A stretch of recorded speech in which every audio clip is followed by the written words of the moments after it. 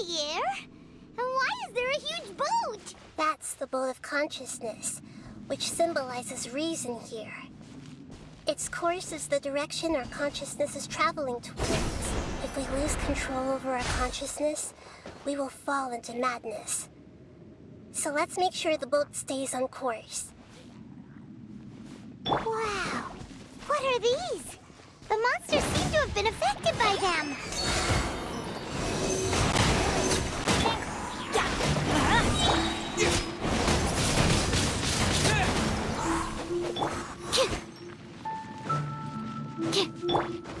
Nice and spicy. Wind blade! Everybody stand back.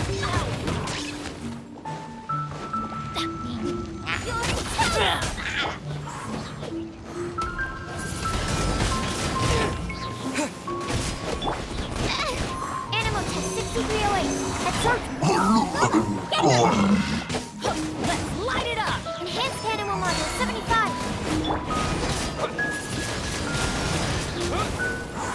Going in.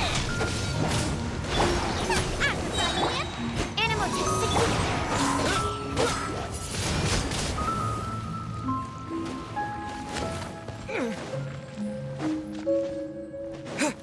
Disappear!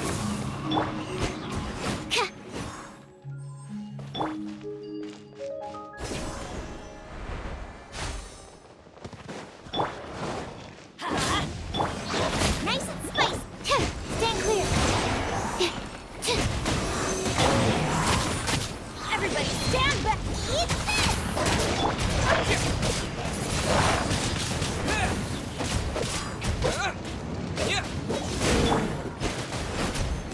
Animal test 6308. I'm the prize, yeah? Yeah.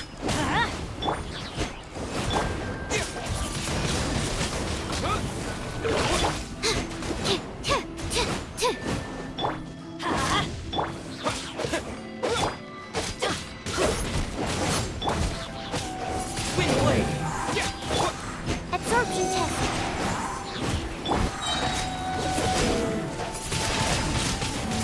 Look! Four-leaf sigils have appeared in the sky!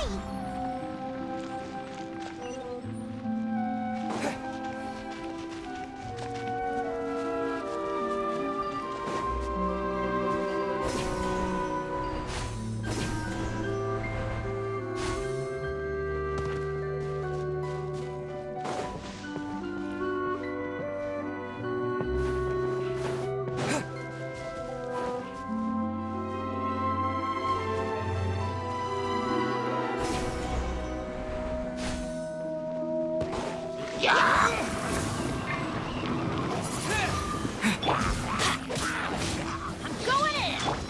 Nice and spicy!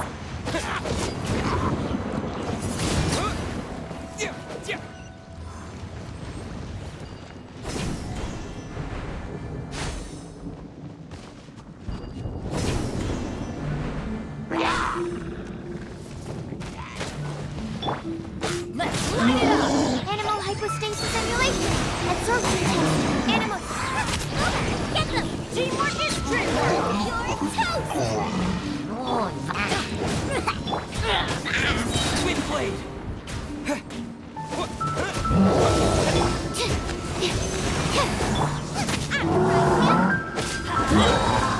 Everybody stand back! Enhanced animal module 75.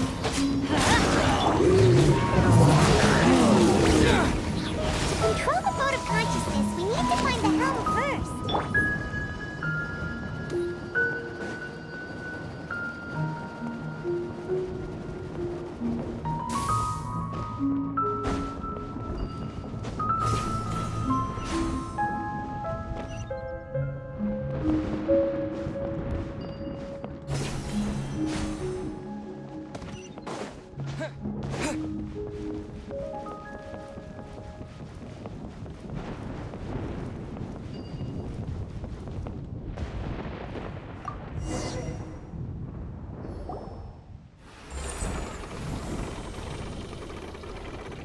We changed direction. Are we still going the right way, Nahida? Mm-hmm. Judging from the current route, the boat of consciousness will soon take us out of here.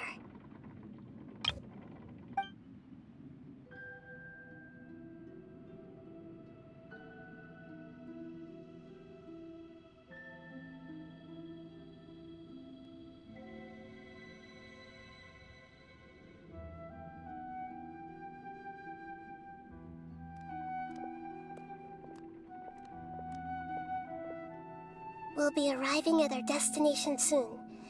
How are you feeling? Are your minds still intact?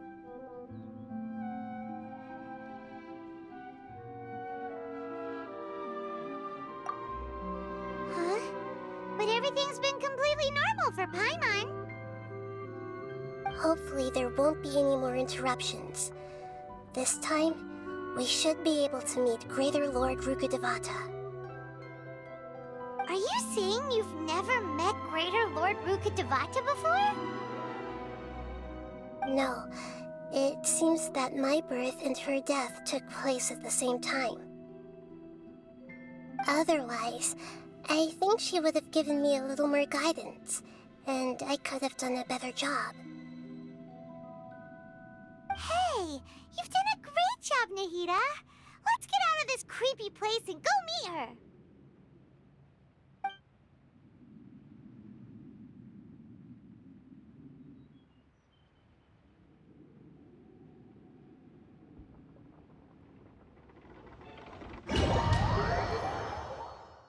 So, is this the place you were talking about? The base of Irminsul?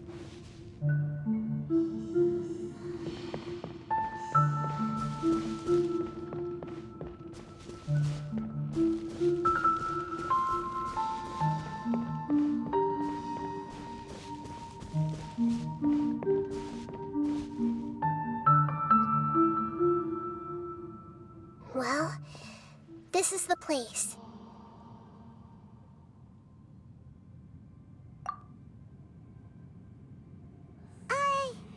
We're here to find Greater Lord Rukkhadevata, right? But the one standing over there is... Is that me? She looks exactly like me. Are you Greater Lord Rukkhadevata? Yes, that's me. Are you surprised by my appearance?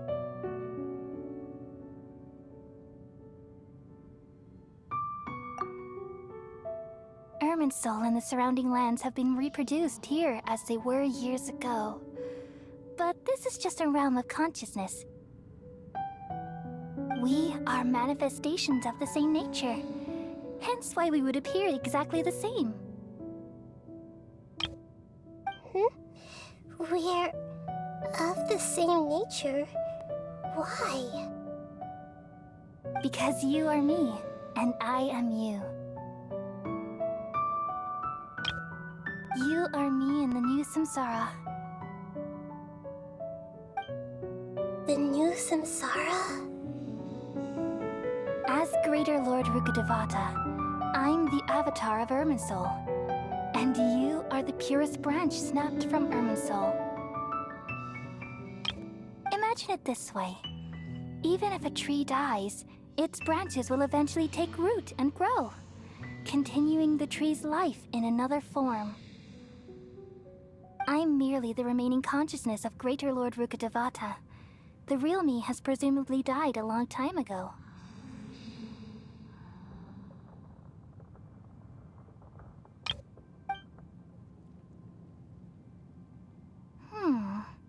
Judging from your appearance, I've probably been dead for 500 years. But you're finally here. My new self in the samsara.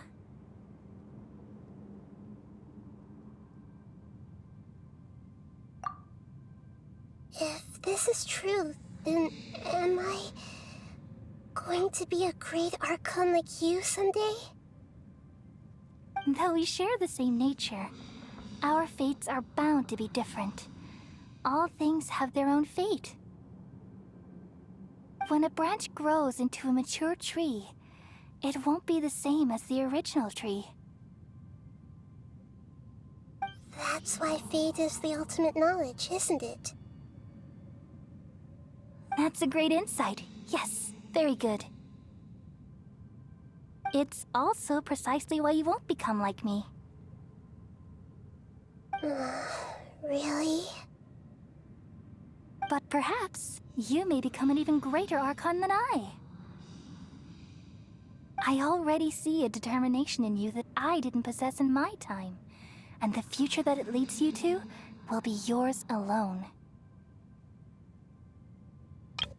Along with the blessings from your past experiences. Don't worry. The growth of wisdom is like that of a plant. You only need to wait quietly for the flower to bloom.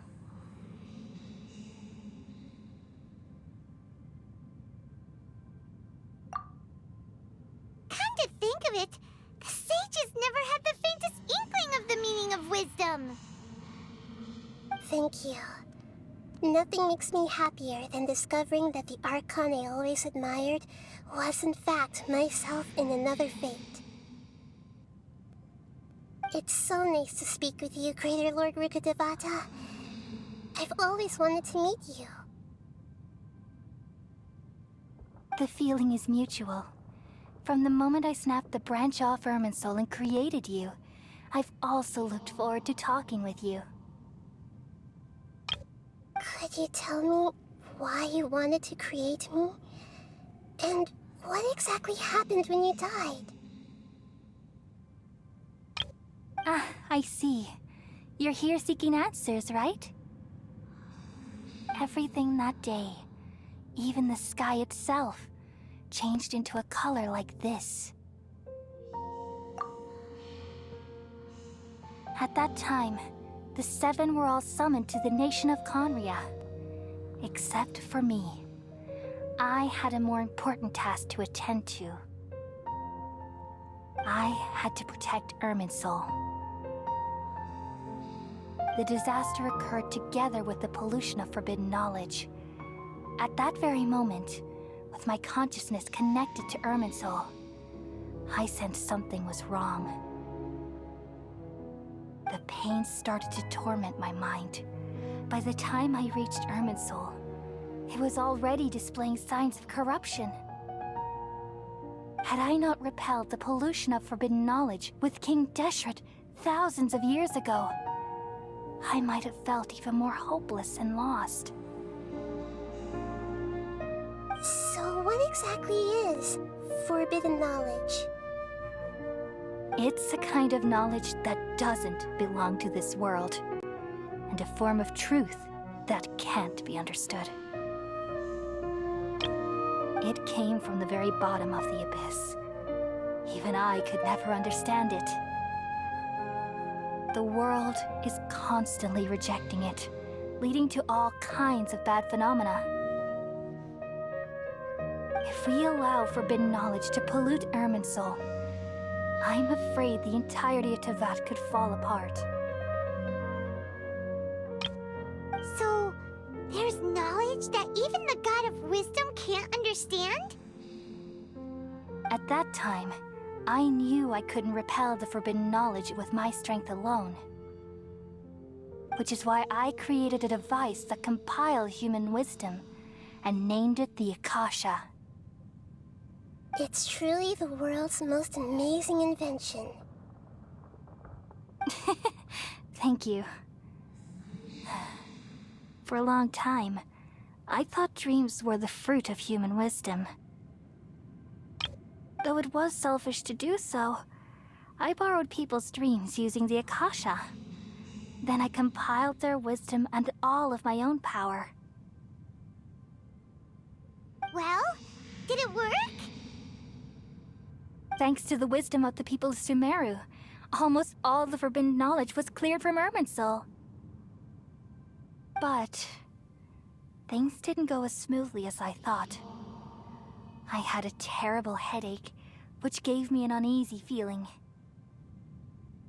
And then I remembered that my consciousness was also connected with Irminsul. It brought me knowledge and wisdom, but vile corruption as well. From the very beginning, my existence had been polluted by the forbidden knowledge. Oh no. How could that happen?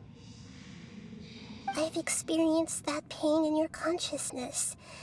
It must have been a horrible experience. Yes, but my feelings weren't important. The important thing was that even if I died, my existence and everything related to me would continue to exist in Irminsul as memories and knowledge, meaning that the forbidden knowledge couldn't ever be permanently eradicated. And there's no way for me to eliminate myself.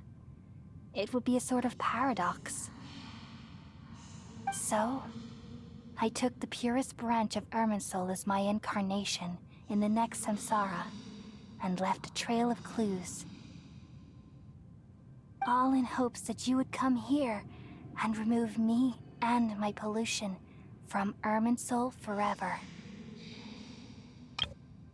Wait, no, I can't. So you realize what that implies? You are very smart indeed. Irminsul has all the knowledge and memories of this world. And as you've realized just now, removing me from Irminsul means I essentially will never have existed in this world. But this is the only way to save Irminsul. People love you so much, and they've missed you so much over the past 500 years. I am exactly the same. So how can we just forget you like this? Is there really no other way? There must be something else I can do. You're the god of wisdom, Booer. You should know that there is no other way. But this is so cruel. I don't want to forget you. No need to feel so sad, Booer. As someone who delights in wisdom, you should feel joy at finally finding the answer. These are the words in their entirety. The answer you've been seeking all along. Let the world completely forget me.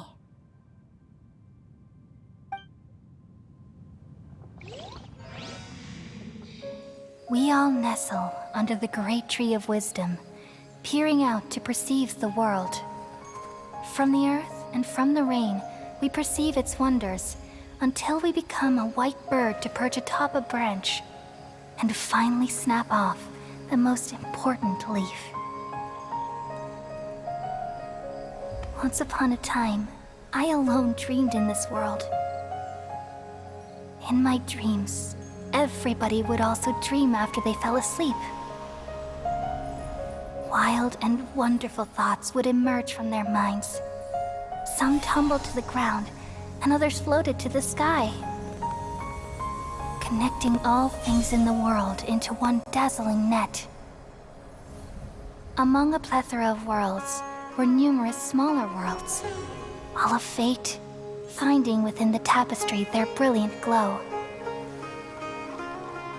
I gradually understood that these indescribable and constantly changing things are the most profound things in the world.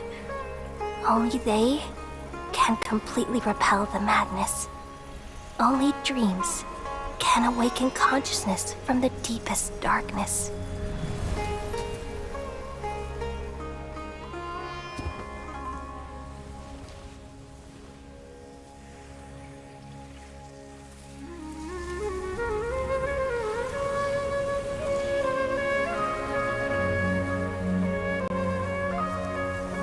I'm the one who posed this question, yet also the one who sought a solution.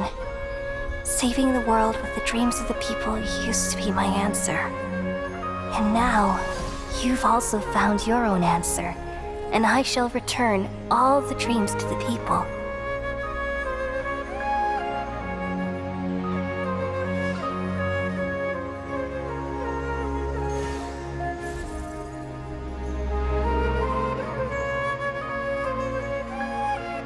Goodbye, people of Sumeru. May you be blessed tonight with the sweetest of dreams.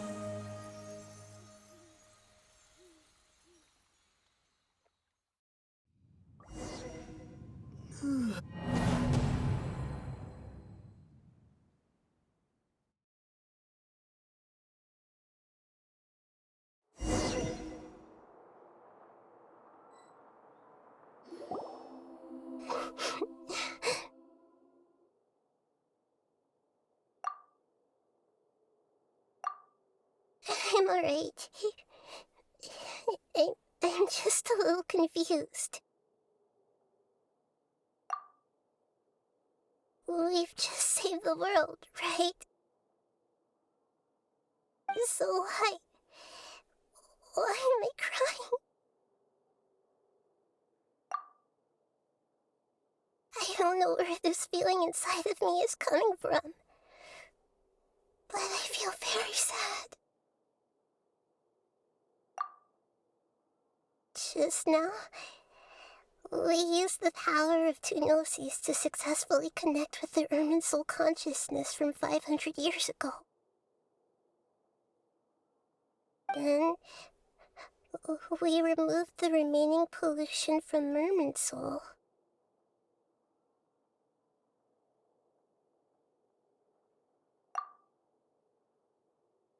Yeah, what's wrong? Weren't you there just now?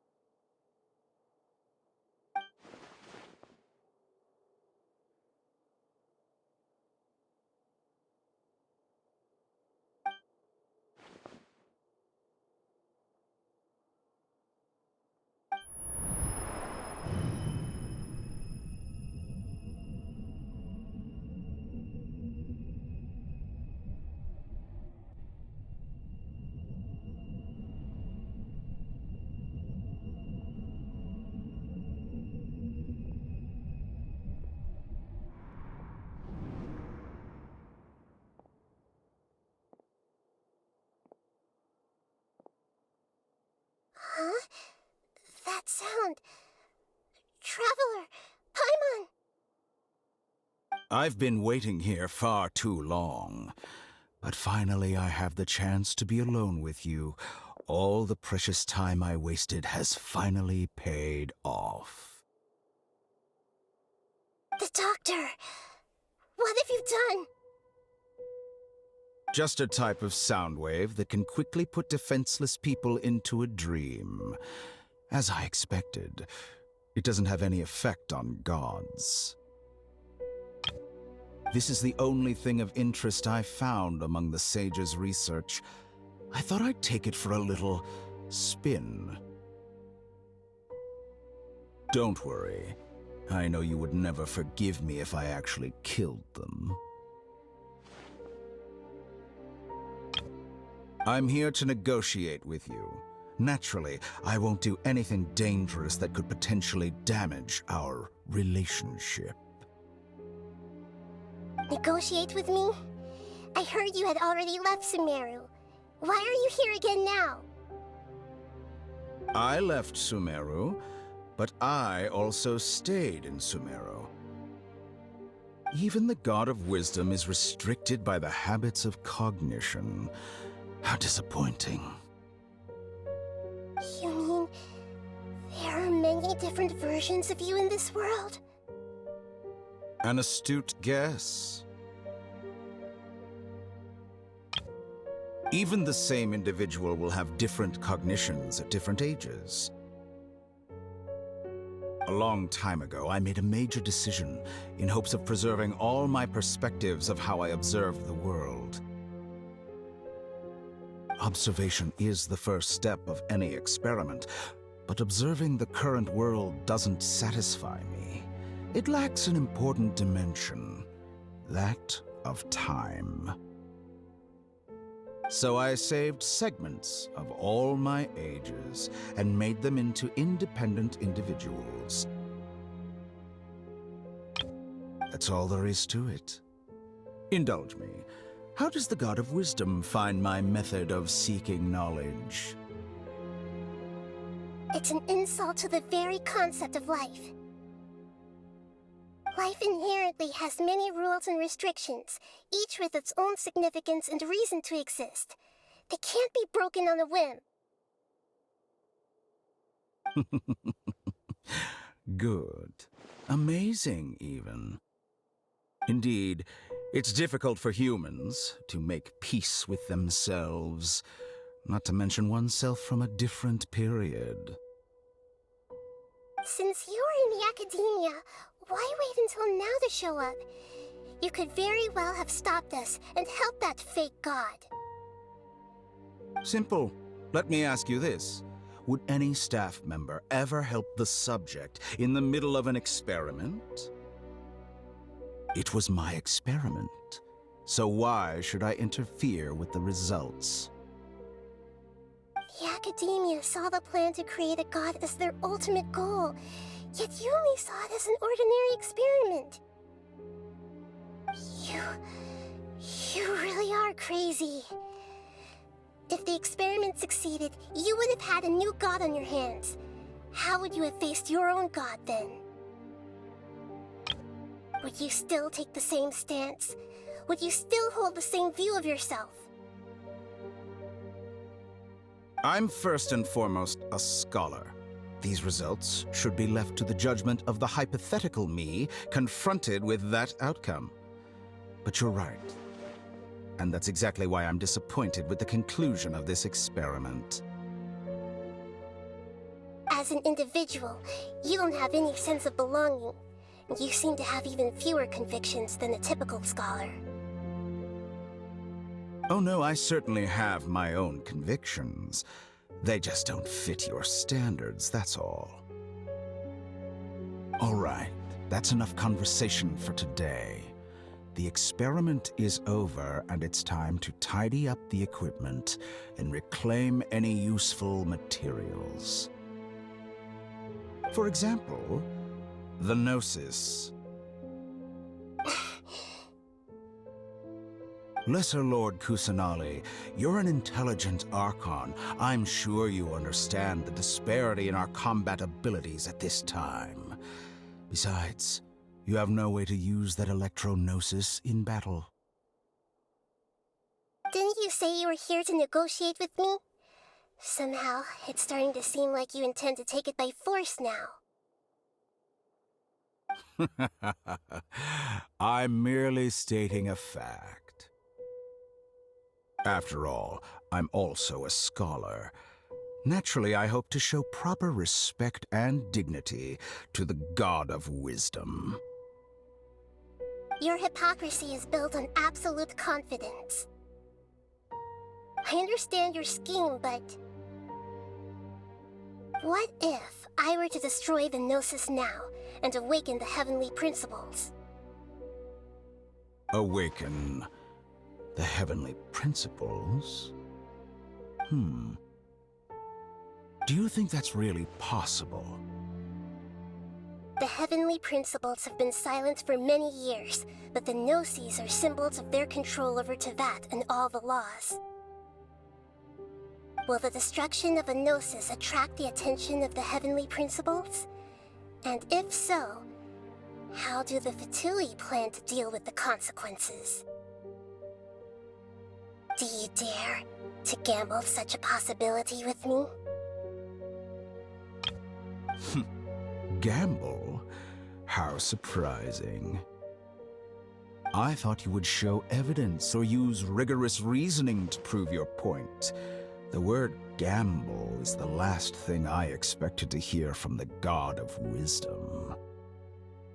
But this is a clever move. You must have seen through me when I first captured your consciousness.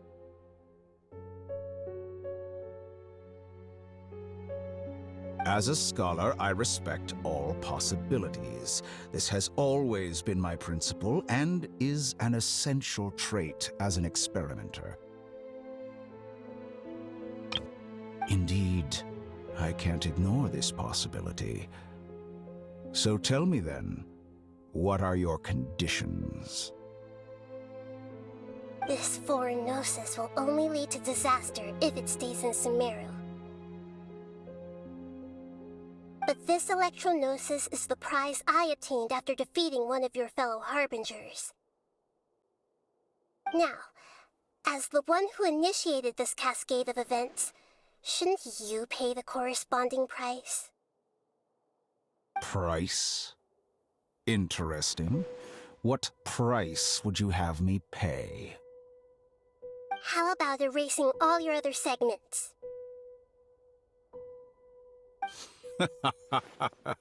So this is how you wish to restrict me, the most threatening opponent of the Nation of Wisdom.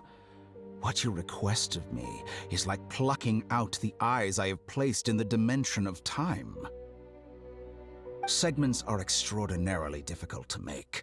They require extremely rare resources and enormous amounts of time and effort, requiring me to destroy them all here and now.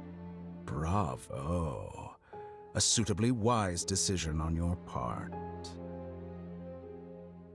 Yes, how very interesting. Can I assume that you have long been wary of me? Among all the versions of me, this segment you see now is the most selfish. If it weren't me, your idea wouldn't have worked. What did you see when you were imprisoned? You were observing me, and that's how you know I've long grown tired of their doubts and endless arguments.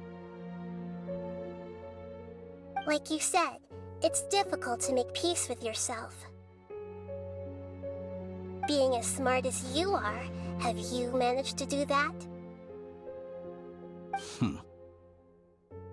I see. If you think all those versions of me are worth a gnosis, then deal.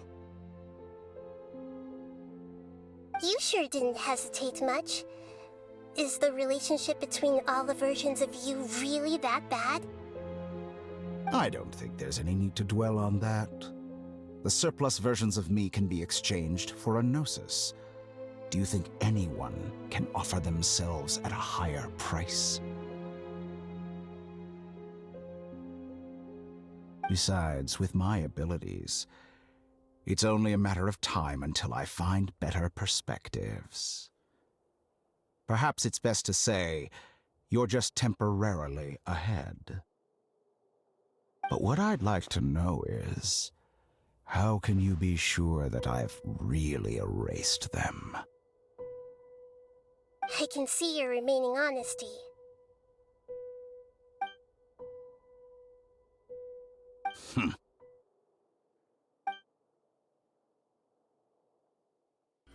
What a ridiculous decision! You can't be serious! How could I have been so short-sighted? You think this is the end? Wait, I'll have please wait! You'll make this moment count. You will regret this! Well, have you confirmed that it's complete? Here, take it. The future of Sumeru City will be in my hands alone. I will shut down the Akasha and let curiosity and the thirst for knowledge drive the realm of academics once again. There won't be any further gaps for you to exploit. It truly pains me that my academic achievements have never been appreciated in my homeland. Of course, I have no interest in being rejected by this city for a third time. Another chess piece. And where is your dendrognosis? Don't be greedy, Harbinger of Snezhnaya. No, this is a different transaction. If you intend to turn off the Akasha anyway, then there's no further use for the Gnosis of Sumeru, is there? Besides, isn't it the Archon's duty to deliver what's desired of the Seeker? Oh, judging from your expression, you don't seem to find the idea very agreeable. Then let's think of it this way. Since you're the god of wisdom, how about I exchange some knowledge with you? People exchanging knowledge with the god of wisdom is the stuff of legends. Yet here you wish to exchange knowledge for the god of wisdom's property. Arrogant as that is, it has piqued my interest. Let me ask you, have you in all your mighty knowledge ever heard the rumor that the skies of Tevat are fake? Huh? That's the secret hidden by Ermin's soul concerning the truth of this world.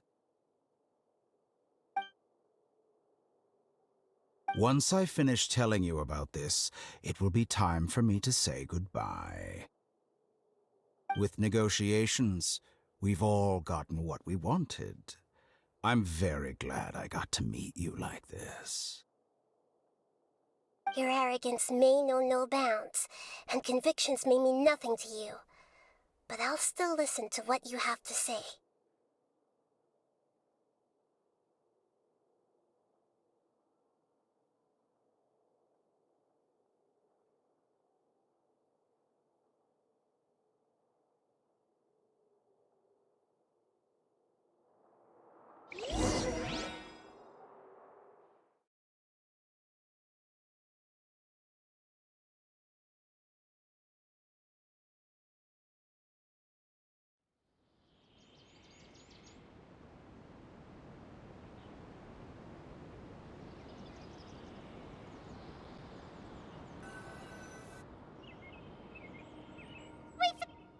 Together! Okay. Wake him up.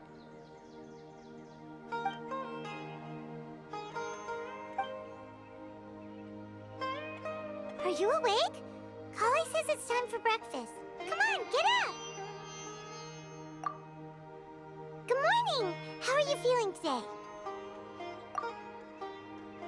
Good to hear. It looks like we've recovered pretty well. Not even Tainari could stop us from going out now, right?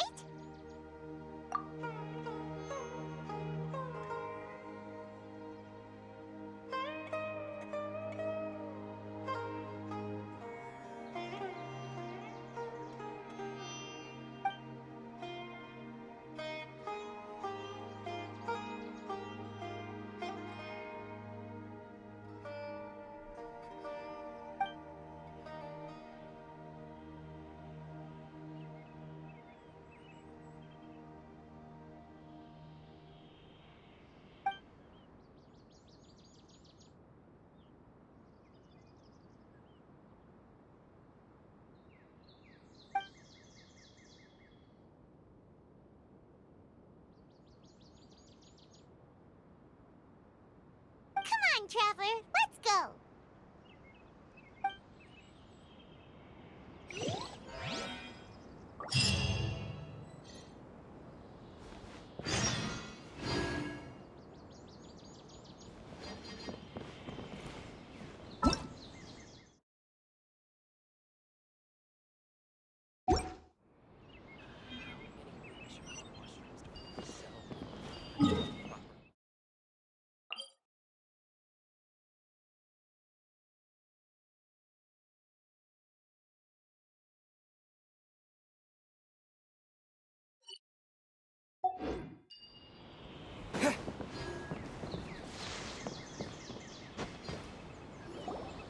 Good morning.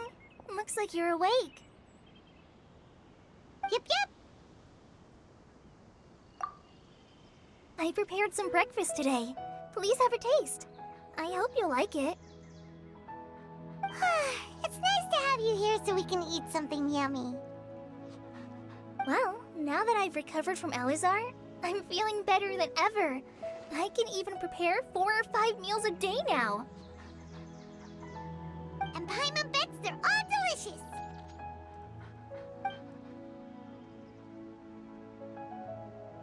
Oh, by the way, someone brought a letter for you after you went to sleep last night.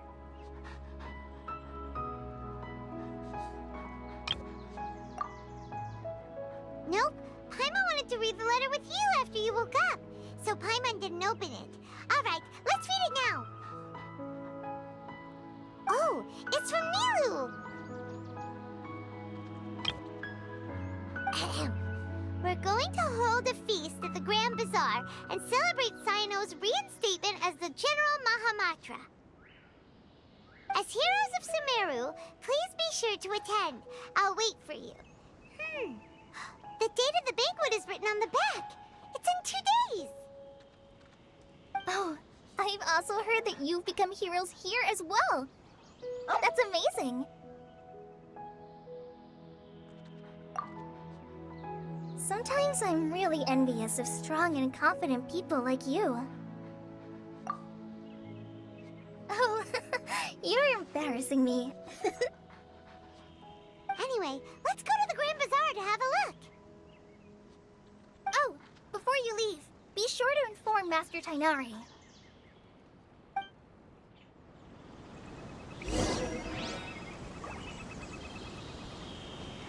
Everything has been getting better lately, and my mood has been improving as well. You can come find me anytime if you need anything. You're welcome. I was just doing my duty. Remember to talk to Master Tainari before you leave.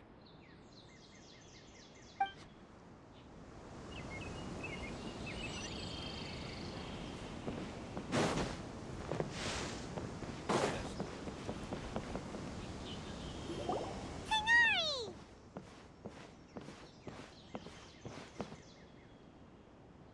Ah, good morning. How do you feel today? We feel much better. How about you? I'm recovering well, thanks for asking. But from the looks of it, you seem to be already busy with work again. It's fine. I'm not that busy, really. The Elazar patients have recovered, as well as Hypatia. For now, I only need to tend to my Forest Watcher duties. It seems once Irminsul started getting better, everything else started to recover too. Yes, but there are still some residual effects. The withering is one example. Though it won't spread anymore, the existing zones won't just disappear. We forest rangers will still need to do the work.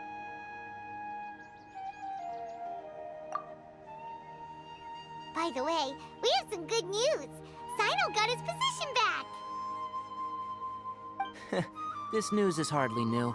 He had already mentioned it to me before. Huh? You mean he was already here? Why didn't he come to say hi to us? He visited once, but he was afraid of disturbing you while you were resting. He just asked me a few questions and left. Then you probably already know all about the celebration feast. Celebration feast? No, I haven't heard anything about that. Huh? But didn't Milu say in her letter that they would celebrate Cyno? He didn't tell you?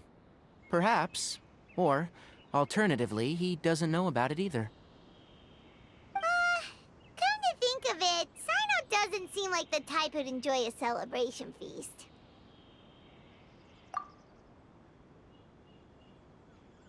You and Kale are both Cyno's close friends.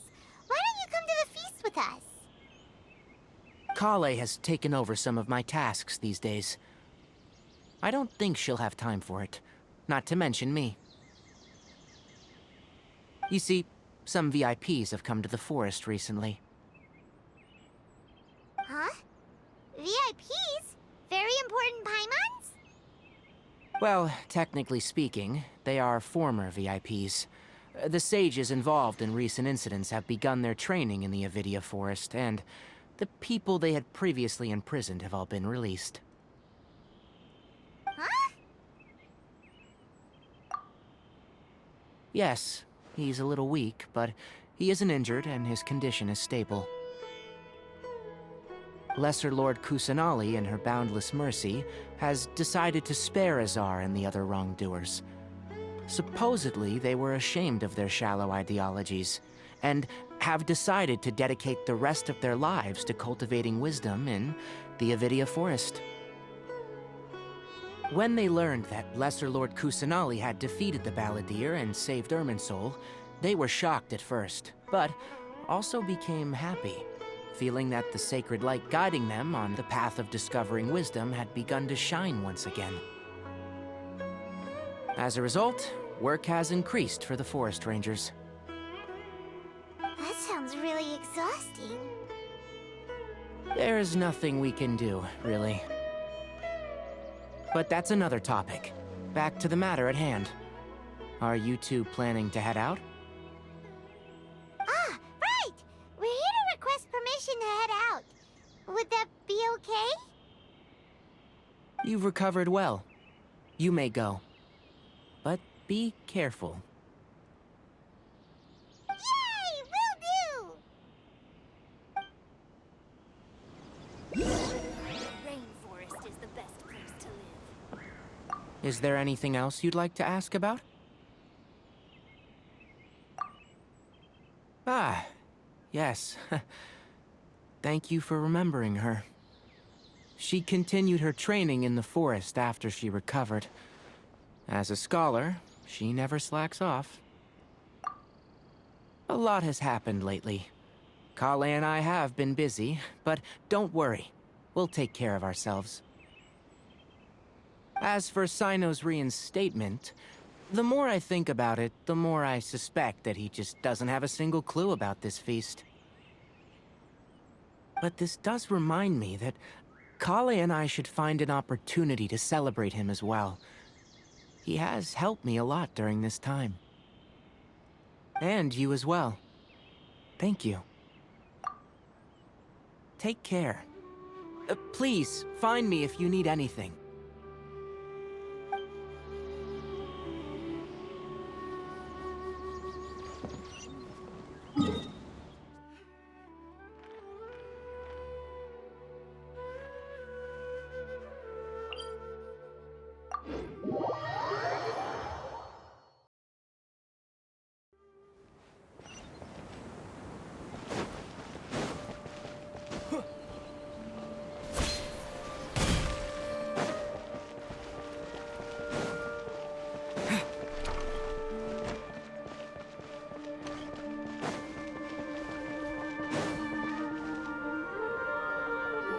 Well, there won't be any problems if the feast starts at that time. Everything has already been prepared. Mr. Zubair, I finished tallying things up here. Well, except for the guests. Is a simple reply really that much to ask of our guests? It's affecting our arrangements. Oh, it'll be fine. Besides, it never hurts to get things ready in advance. I was thinking the same thing. The feast will be held sooner or later, right? Hey, Nilu! Traveler, Paimon! We got your letters, and here we are! You're the best!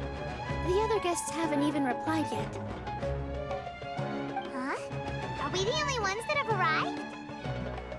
Yeah, I had someone deliver letters to all of our guests. But maybe everyone is still busy with other things. Look, I get it. Sumeru is in an extremely important period of transition right now, but even if your friends are important figures, they shouldn't just ignore your request like this. Nilu is Sumeru's #1 celebrity, after all. You have no idea how happy I am to talk to people with good taste. If you consider enjoying Nilu's dances having good taste, then almost everybody has good taste. Because Paimon thinks everybody will love her performance. That's right. We all think she's amazing too. Nilu is an absolute favorite among those of us who frequent the Grand Bazaar. For Outlanders, you have a great eye. Master Zubair, let's have a vote for the most outstanding audience members next time. I think these two may win. Nonsense! It is not for us to determine the value of an audience. But indeed, we could try giving gifts to people with particularly good taste. I heard there's a device in Fontaine called a camera that can record people's appearances as pictures. Such pictures would make superb gifts. Ooh, good idea. I wonder where we can find one. You guys are so funny. There's really no need for that. I'm satisfied just being able to perform here. There's always a lot going on at the Grand Bazaar. Yeah, and that's why I love it here. Traveler and Paimon, could you help confirm if the letters were actually delivered? If for some reason they didn't receive the letters, then please tell everyone that there will be a feast here. Yeah, we can also check out how everything in Sumeru is going now.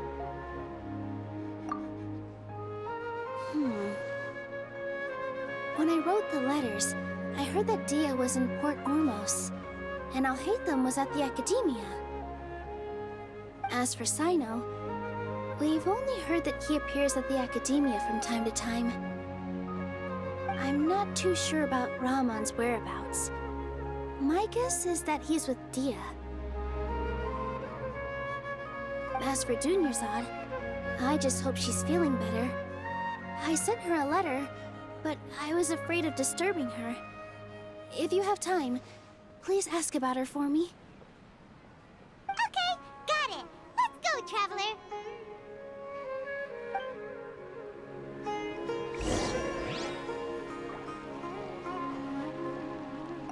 I'll go to the Adventurers Guild later and ask Miss Catherine if she knows how to get one of those cameras. Yes, please do. I'm sure the audience would be thrilled at the chance of receiving commemorative gifts. It could be our special surprise that we prepare for everyone. I think it's an amazing idea. Who knows?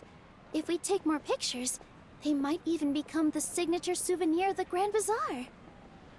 And Nilu will become even more famous. Ha!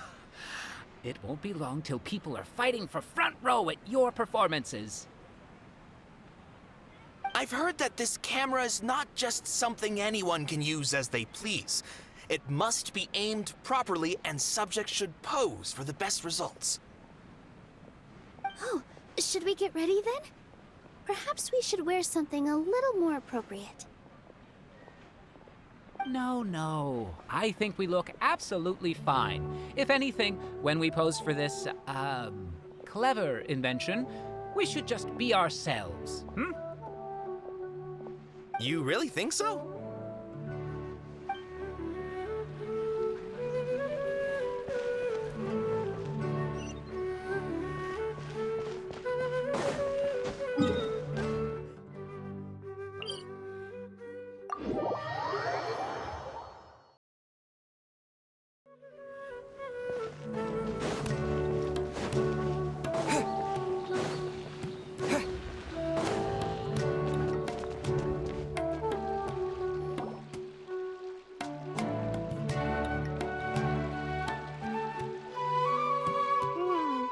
We haven't seen Alhaitham anywhere. Let's ask that person over there.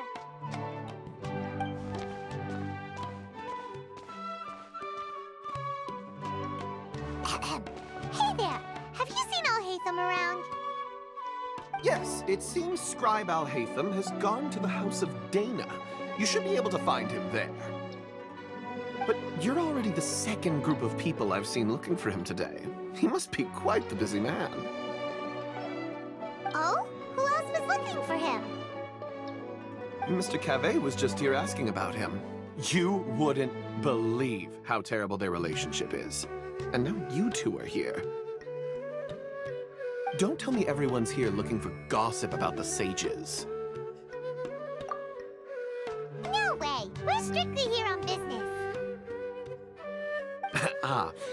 see. Sorry, I thought maybe everyone's as interested in rumors about the sages as I am.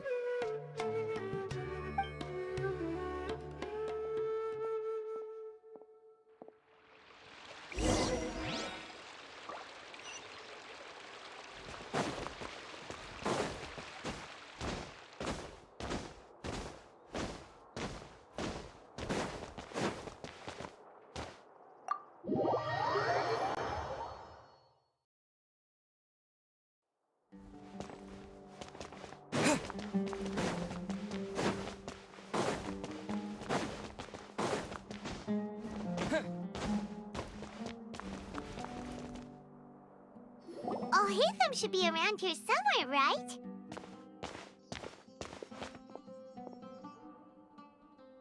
Oh, he's over there! But it looks like he might not have time for us. Just put down that worthless book and tell me what happened in the academia. This is not just some worthless book. Do you have any idea how difficult it is to find a physical book like this in Sumeru? It doesn't matter. It's probably just another thing that you used your authority to get your hands on anyway. Just put it aside. Listen, I came back today only to hear that the sages have disappeared. Oh, you sound surprised. I thought you would already know the inside story. Would I be here asking you if I knew? You're the scribe, not me. So just tell me what you know already. Well, I almost became a sage. Huh? Oh, don't sound too surprised now. You're the renowned Kaveh, light of the Ksharawar. Besides, as a master builder and craftsman, chances are you'll be appointed as a sage too. Why do I feel like you don't really mean it? Huh. What makes you say that? Why would you question my heartfelt sincerity? Maybe it's because you've never said anything good about me before. Yeah, well, I share a similar sentiment, and anyone who knows you as well as I do would surely do the same. Ah, you... See? This is why I hate discussing anything with you. Your ridiculous and arrogant attitude always gets in the way. It seems that you really can't stand my personality. Ha! What was your first clue? Well, then you might as well move out of my house. Are you threatening me? Stooping to a new low, I see. Ugh, and don't change the subject. You, a sage? What a joke. The academia might as well just close tomorrow. Are they having a fight?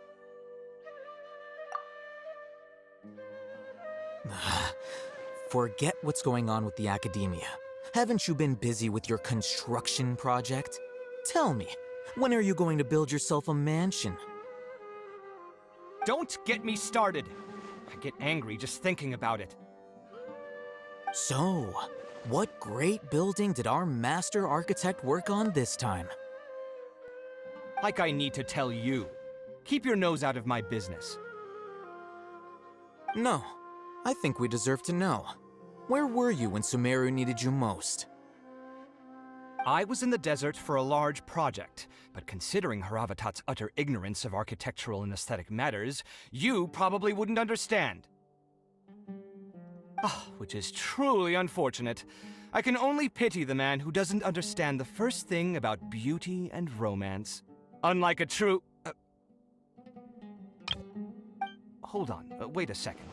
What do you mean by when Sumeru needed me most? Well, while you were out fiddling around in the desert, many people came together to save Sumeru from a crisis. Ha! And you think I'd believe that? Look, all you really need to know is that Azar and all his accomplices have all been overthrown. Huh? What nonsense are you talking about?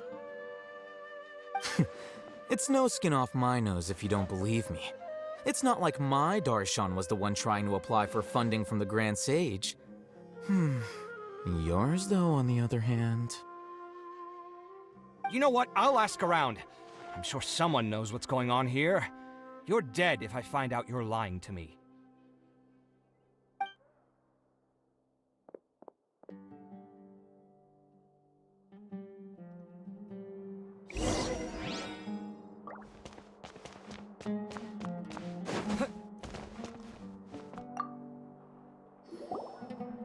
Hatham?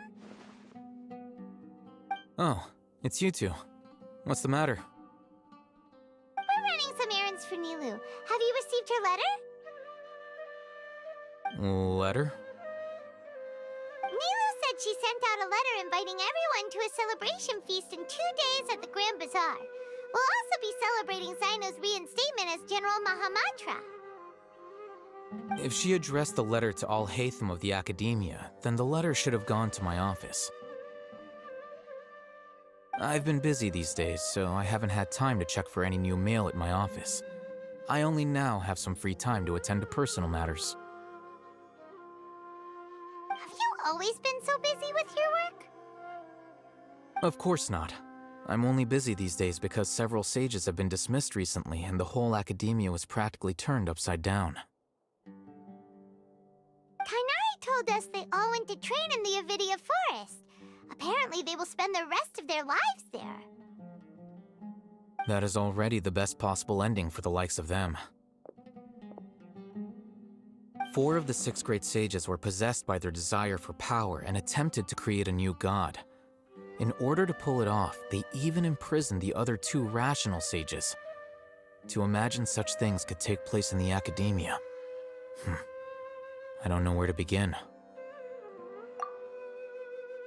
Yeah, you're right. Huh. Feels kind of strange to hear them called that after all this time.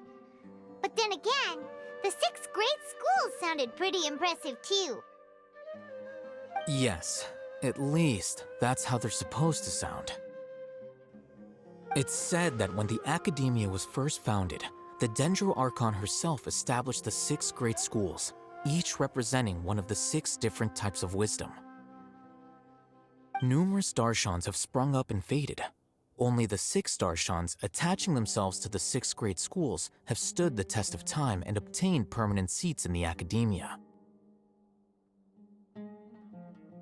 Now, the 6 Darshans are nearly synonymous with the 6 great schools, and the leaders selected for the schools are the 6 great sages. Among the 6 great sages, there is one central leader, the Grand Sage.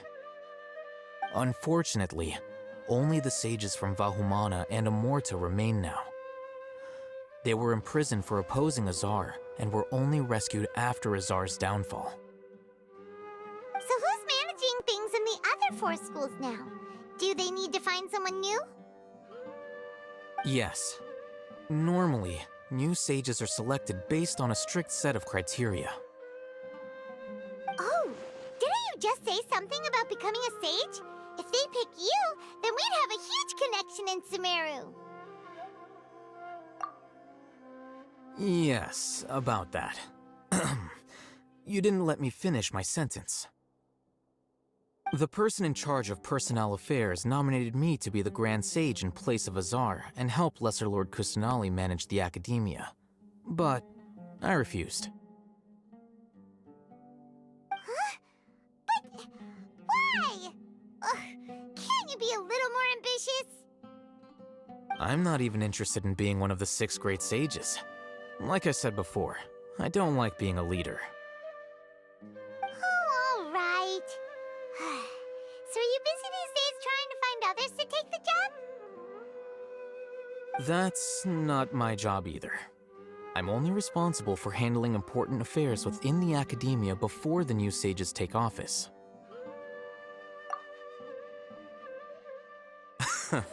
And the first thing I'll do is reject Kasharawar's application for funding. By the way, who was that other person just now? Is he your friend? Do we look like friends? Paimon doesn't know. That's why Paimon's asking. His name is Kaveh, my roommate. You could say he's the representative for Ksharawar scholars. Which is exactly why he always has so many problems. So everything that's happened recently must be a huge change for the people of Sumeru. Such is the work of the Academia Scribe. Well, anyway, no matter how busy you are, since you are our planner, remember to attend the celebration feast in 2 days. Alright, I'll see you there.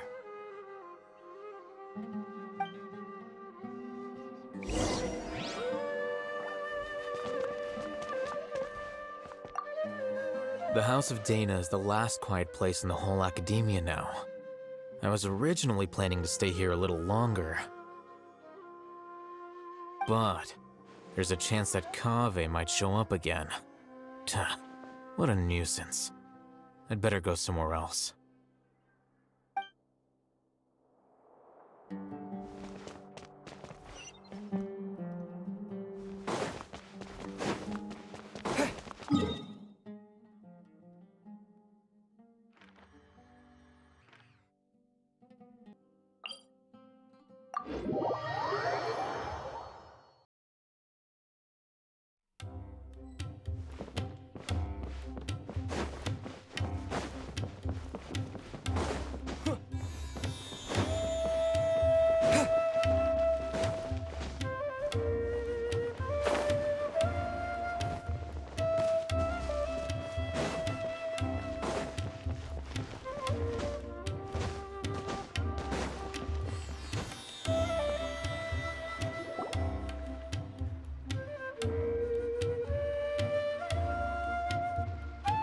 This is Port Ormos. Now where could... Is that Paimon I hear? Huh? Oh, it's been a while. How are you doing? Dunyarzad! It's been so long since we've seen you! I'm doing well. I can go as far as saying I have never been happier in my entire life.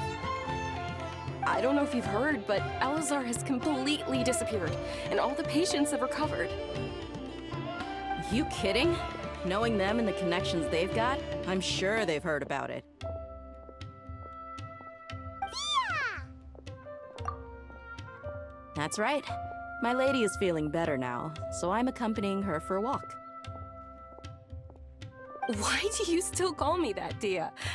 You've already informed my father of your resignation. I guess I'm just used to calling you my lady. Old habits die hard. Resignation? You mean you're quitting? Yeah, I might start losing my edge if I keep being a bodyguard for the Homayanis. You know that my parents and I are fond of you, and that we appreciate you very much. It wouldn't be a problem if you wish to continue to be our bodyguard. I'm not a woman that's easily persuaded. You should know that by now, my lady. When I took this job, I had already decided that I'd quit as soon as you'd recovered. It's time for me to get back out there and chase that horizon. So what are you gonna do now if you're not gonna be a bodyguard anymore? I want to take a risky job and put my body to the test again. Huh? But we literally just finished one of the most dangerous jobs ever! Are you getting bored already? I know. If I hadn't joined in that plan with you, I wouldn't have come up with this idea. I guess I still get fired up by that feeling of going all out in a fight. It made me realize that I'm still a mercenary through and through. Life is short, and I'm happy that I got to be a part of that operation. But the whole thing also made me realize that there are still many problems in Sumeru, and as a desert dweller, I'm still not completely ready to settle down on this side of the wall. Well, I remember a friend had someone bring you a message.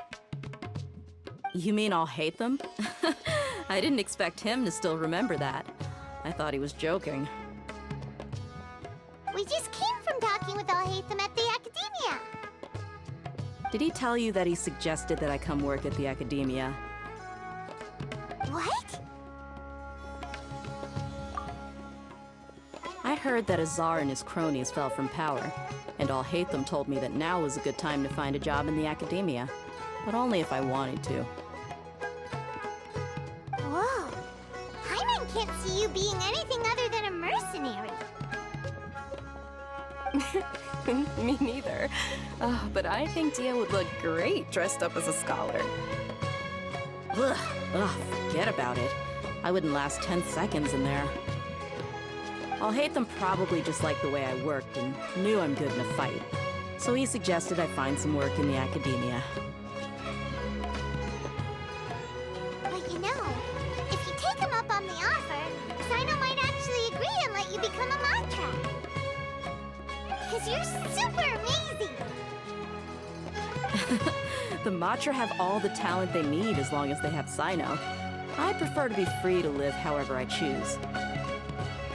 In fact, I chose this job from the very start because I knew it'd be right up my alley. Even if being a mercenary means facing all kinds of danger. A lion has to return to the wild sooner or later. If anything, being your bodyguard has been unfamiliar territory for me. I don't want to see you go, but I'll respect your decision. I'm glad to hear you say that. Come on, no need for the sad face. It's not like we'll never meet again.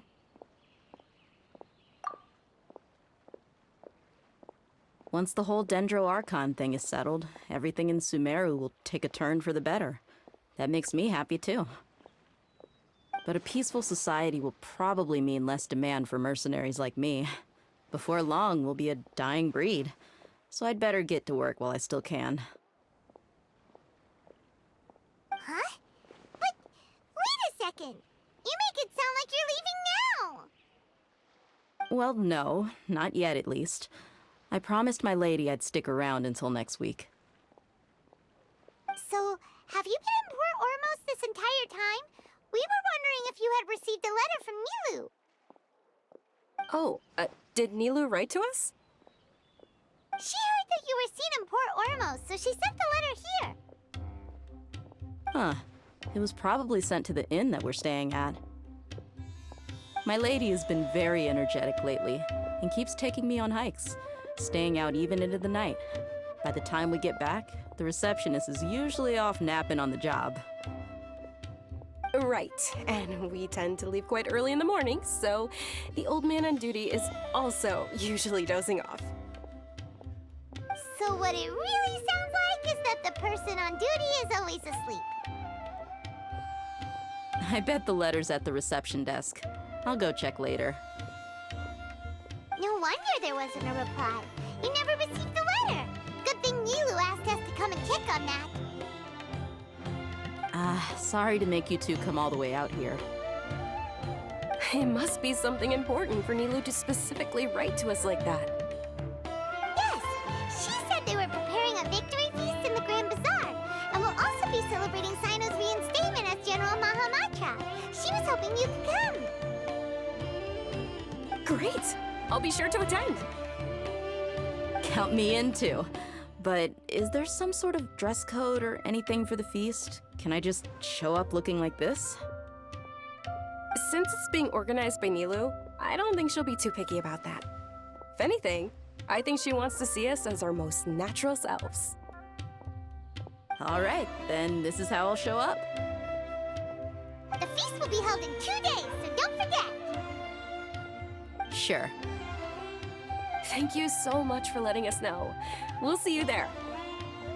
Oh, by the way, do you happen to know where Sino and Raman are? The General Mahamatra always comes and goes without a trace. Normally no one knows his whereabouts. Oh. But last time we met, he mentioned that he had something to do in our village. You can try your luck there. As for Raman, your guess is as good as mine. I only remember he said that he had something to discuss with Sino. You can ask Sino when you meet him. Don't mention it. You'd better get going. All right, on to our next stop.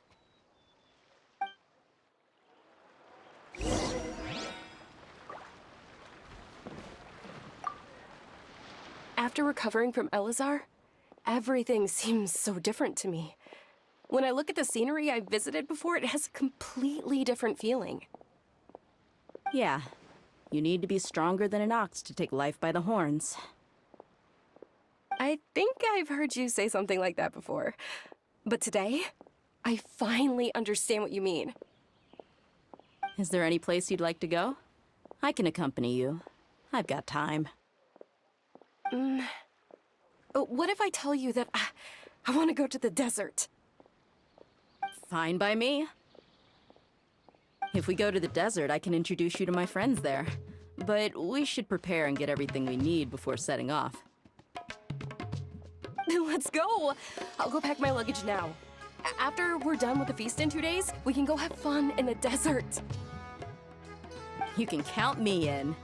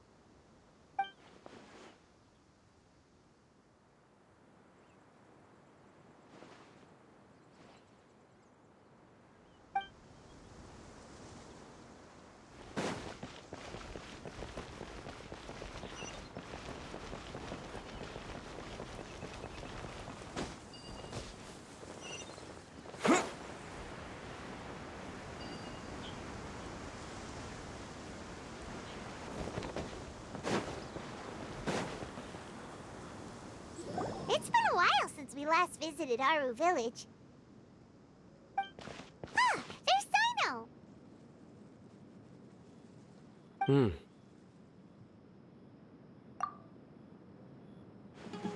What brings you here? We recovered well, and Tanari agreed to let us leave, so now we're out and about again. It seems Gandharvaville's medical treatment is still as good as ever. And Tanari is recovering well, too. That's good to hear. Yeah, you're the one who brought us to him when we lost consciousness, right? Thanks for that. You're welcome. Tainari has excellent medical skills, and Kale is quite attentive. It was the best place for you. But why are you just standing here like a dead tree? I'm meeting some people.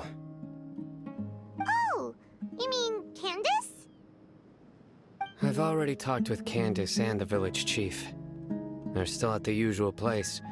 You can go there if you'd like to see them. But you know one of the people I'm meeting as well. Oh, by King Deshret's blessing, my friend suddenly appears in the desert. Don't tell me you've run into trouble and need us to help now. Roman! And... huh? Sataria? Oh, you know me?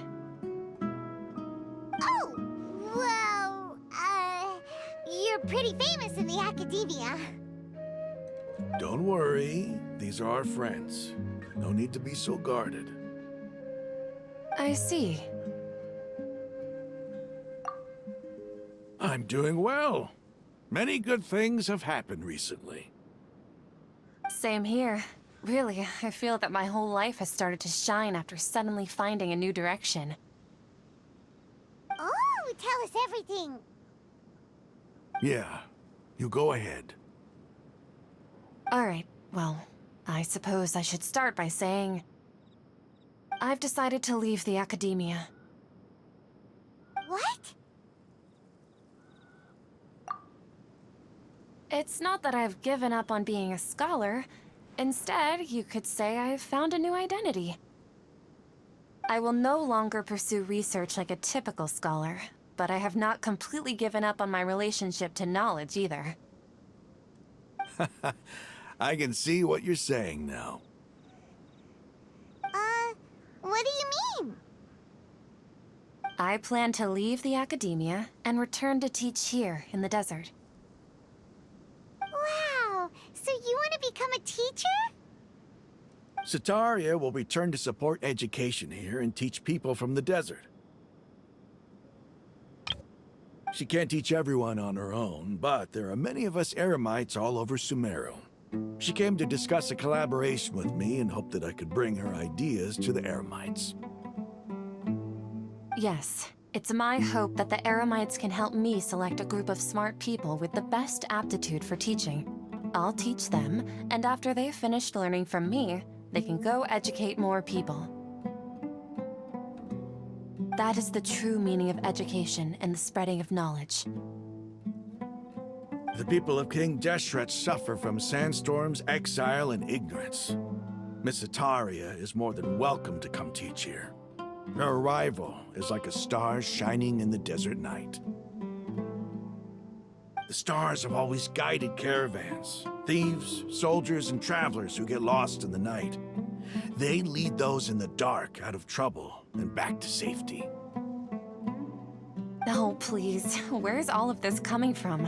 I'm starting to feel a little embarrassed.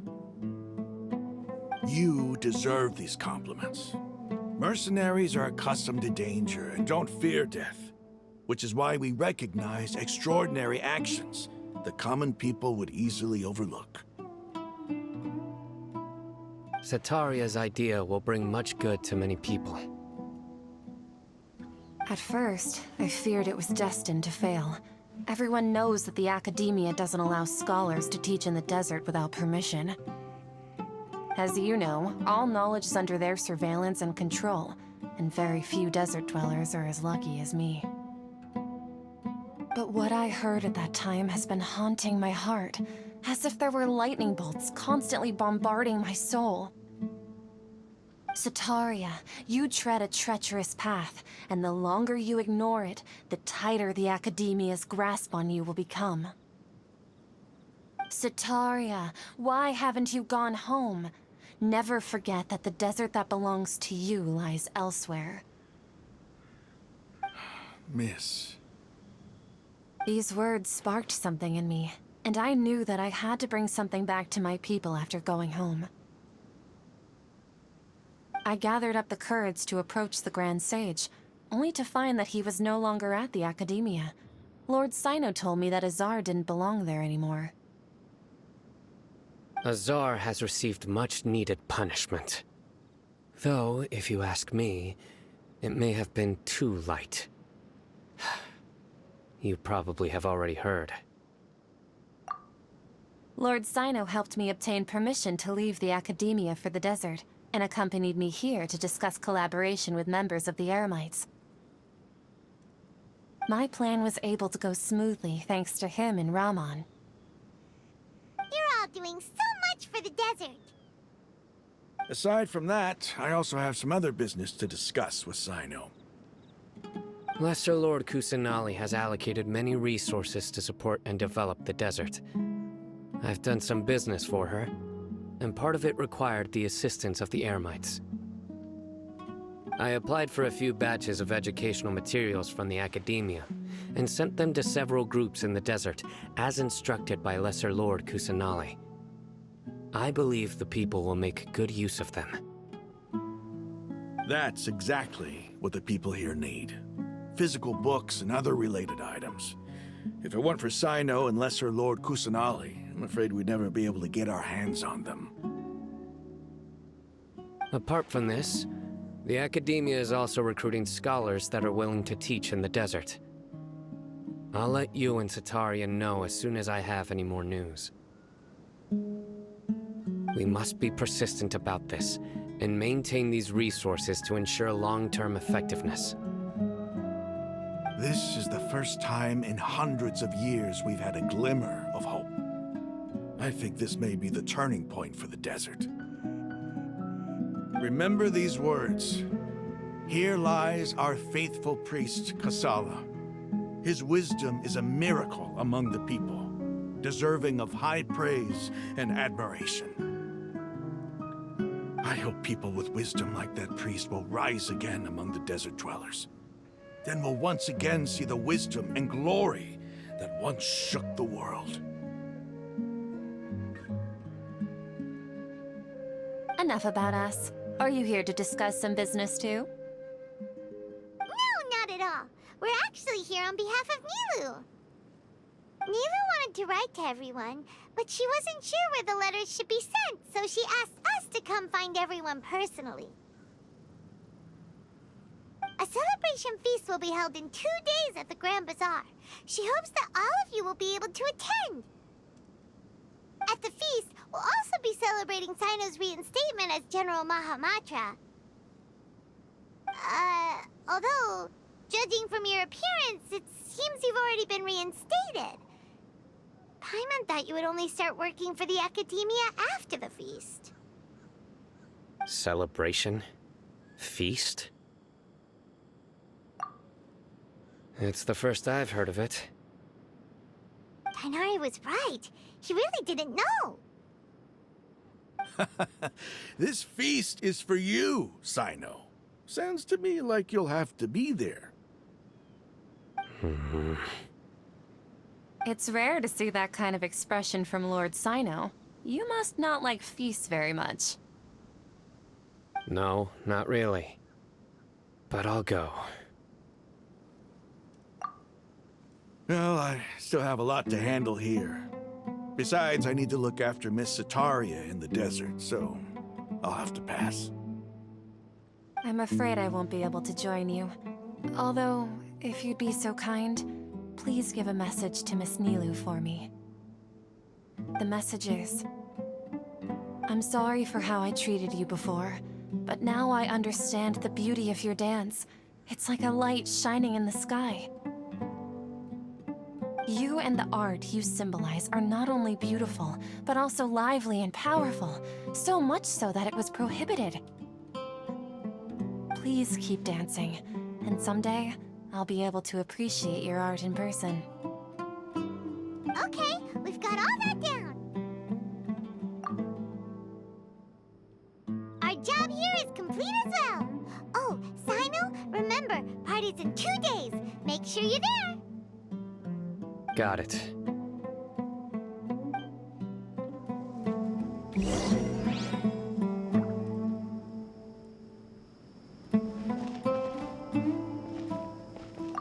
Anyway, our preparation has been going smoothly these days. Can such good things really be happening in the desert? It's almost hard to believe. Yes, even if you can't bring yourself to believe it, you should at least believe in those of us who are working hard to make it a reality. Indeed. Take it one step at a time. There is still a long journey before you.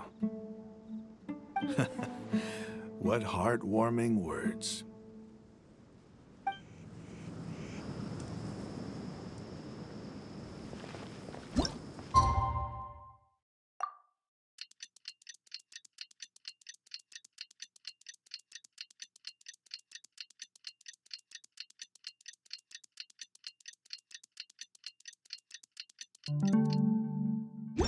Today's the big day! Let's go to the Grand Bazaar and see how the celebration's coming along.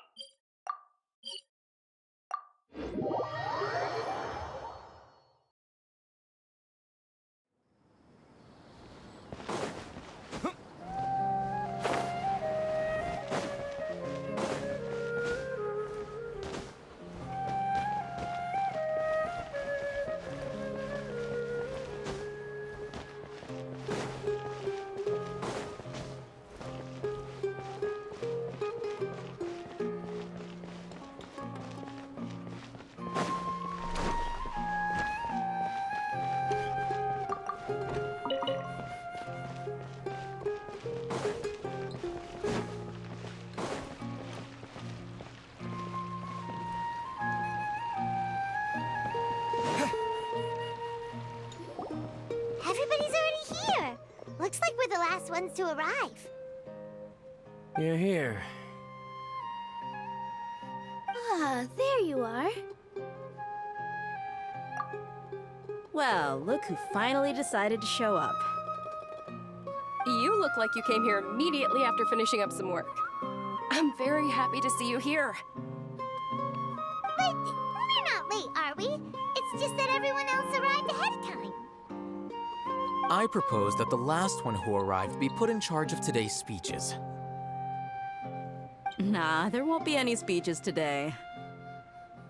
Oh, really? Well, even better. Come join us over here.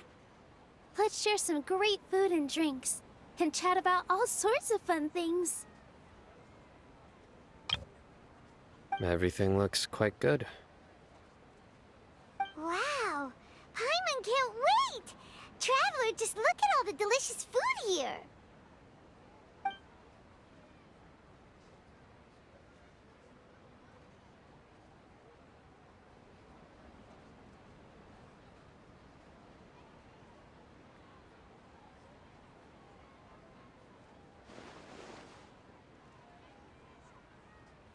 Whoa!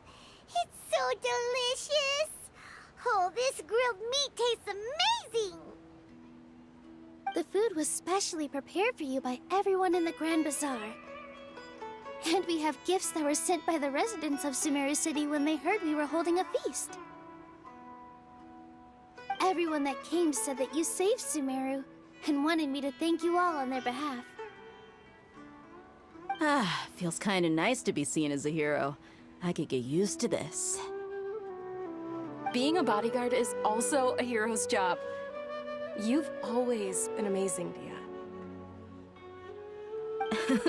My lady sure has a way with words. Thanks. I'm glad to hear it. And I'm happy to meet everyone that participated in the great plan. Don't mention it. Come to think of it, we've really done something impressive together.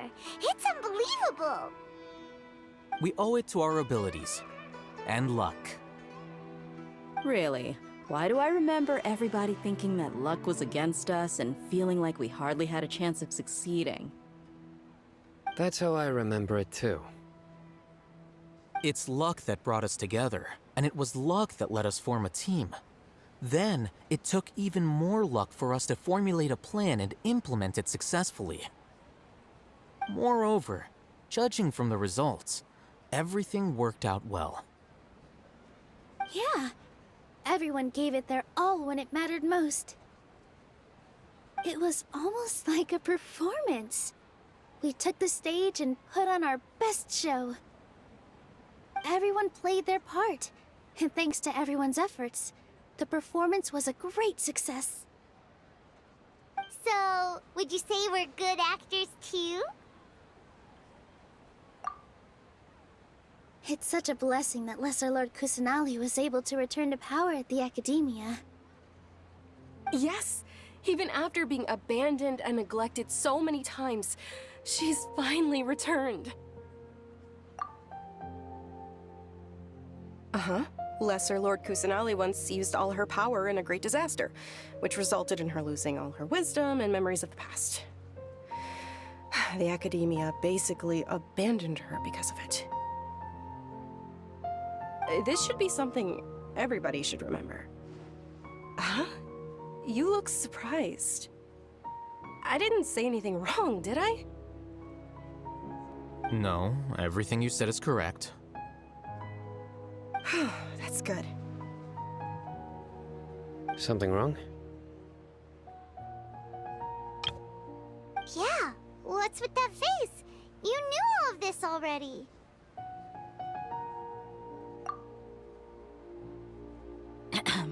Even if those two giants of the Academia are here, I still have to say it.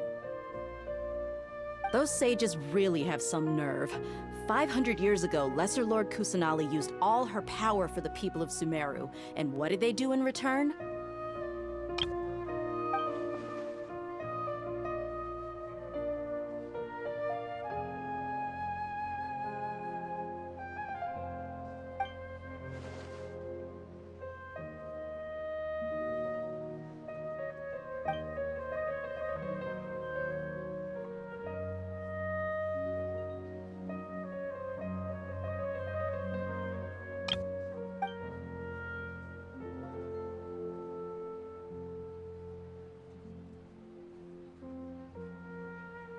If you bite the hand that feeds you, don't act surprised when it turns into a knuckle sandwich, right, Sino?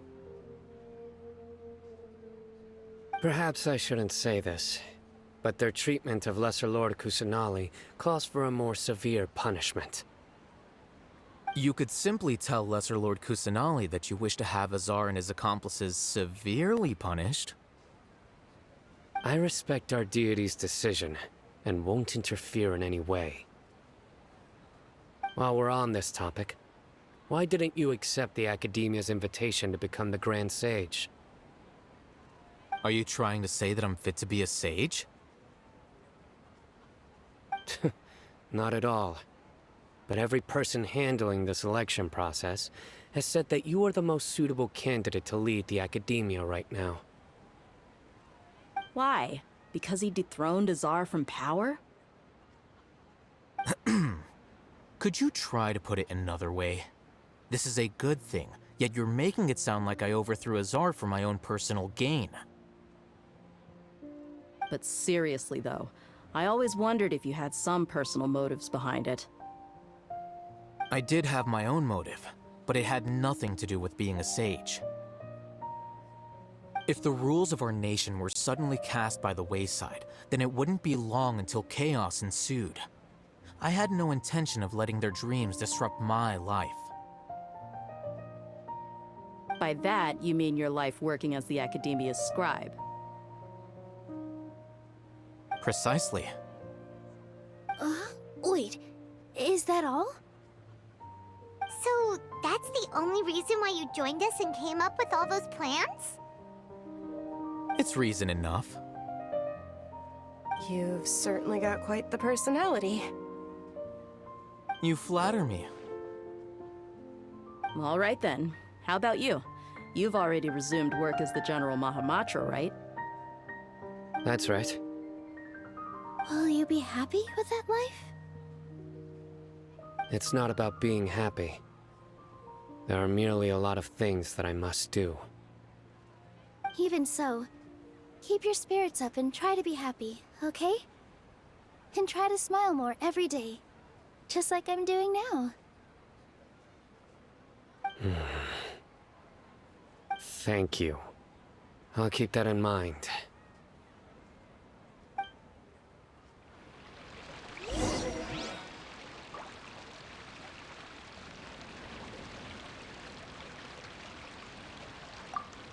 I seldom participate in such lively gatherings, but the atmosphere here is quite good.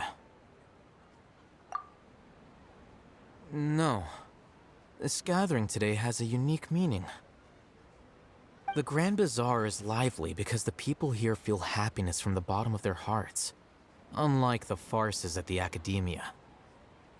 That happiness is an emotion that'll be forever alien to those bookworms who have driven themselves insane by studying. I seem to have taken both keys when I left the house. Oh well.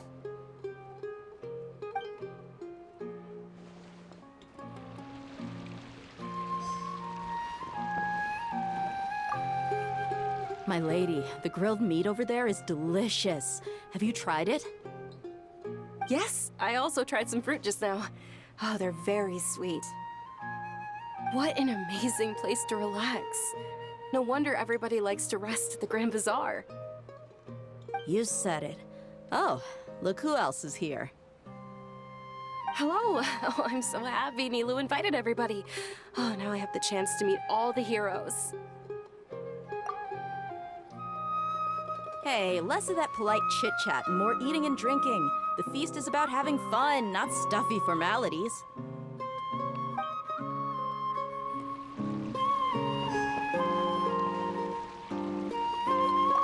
Ah, there you are, traveler.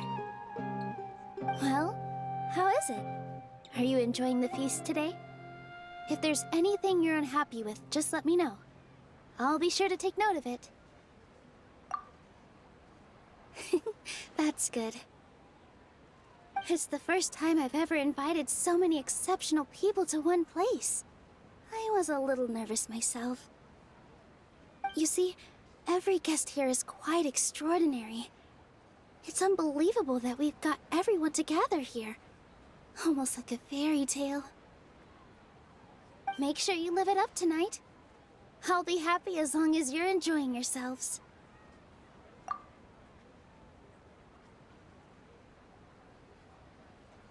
I'm honored to have her think of me this way. If I have a chance in the future, I would really like to invite her to one of my performances. I can't explain why, but I just feel elated right now. Thank you.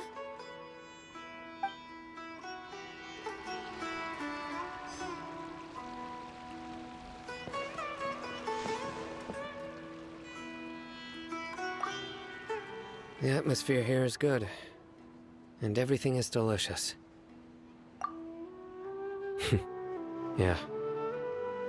I don't often come to such places, but it feels quite good. I have a lot to handle these days. Otherwise, I could show you around. There's always next time. We're friends after all. This feast is pretty good. I like it.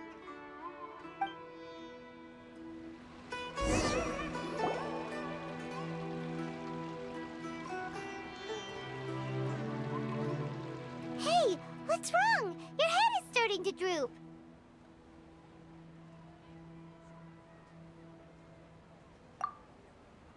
Hey, you can't just fall asleep here. Paimon will go find something delicious for you to eat. You'll wake up once you've put something yummy in your tummy. Of course, just wait here for Paimon.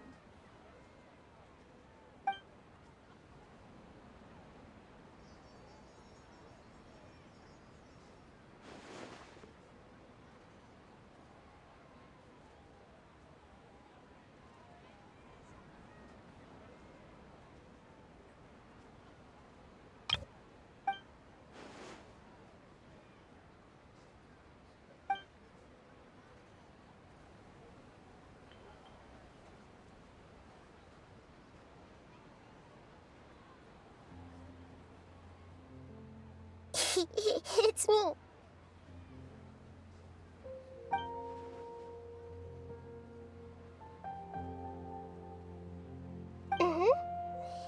You may blame me for being a bit too self-indulgent.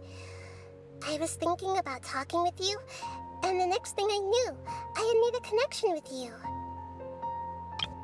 The connection between us is amazing. It's like flora and the fence it grows upon.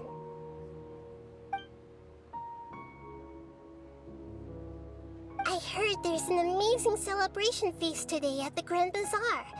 I wanted to have a look for myself, so I snuck in. Lately, I've been so busy dealing with all the fallout from recent events, so I really haven't had any free time. Although you've already helped me with a lot, there's still one more thing I hope you can help me with.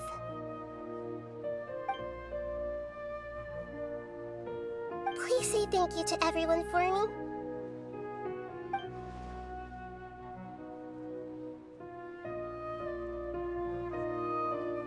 Oh, is it not convenient for you to do that for me?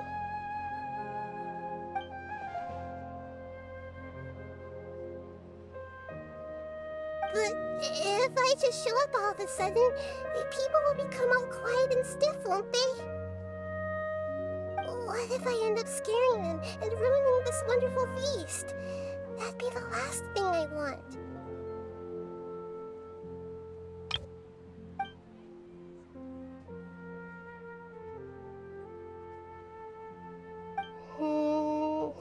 Let me think about it. Okay.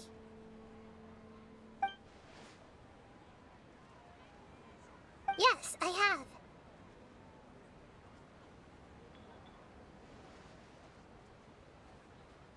You said I should go thank everyone as myself, right?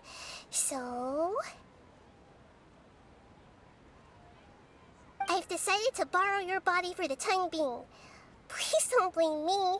The flora also climbs up to the fence to get closer to the sky.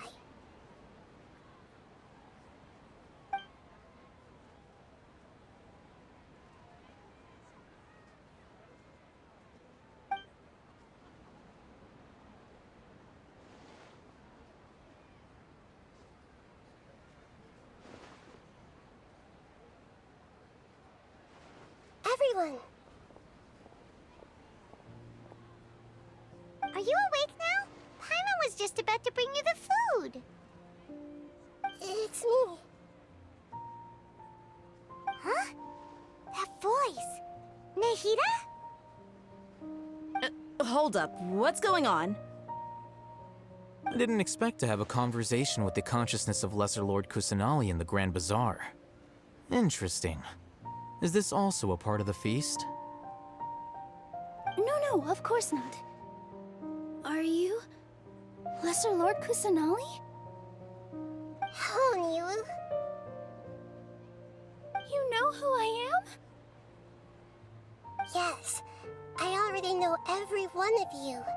Nilu, Alhaitham, Sino, Dia, Paimon, and Dunyarzad. Lesser Lord Kusanali?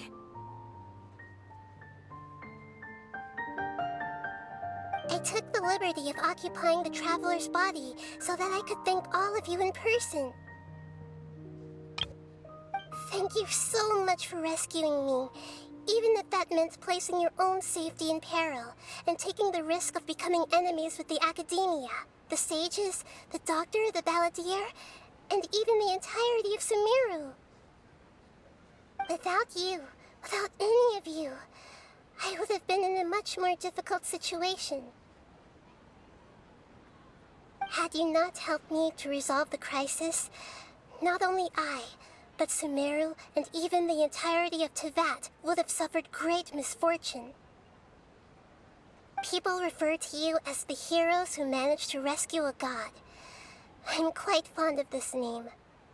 It not only explains your identities, but also bears witness to your relationship with me. Please, allow me to present to you my most sincere gratitude. Lesser Lord Kusanali, you have done so much for Sumeru, and I didn't even have a chance to do anything for you. Dunyarzad, the suffering you endured during your illness is also proof of you being with me and praying for me. Thank you. You don't need to be so ceremonious. It's always been my duty to protect you.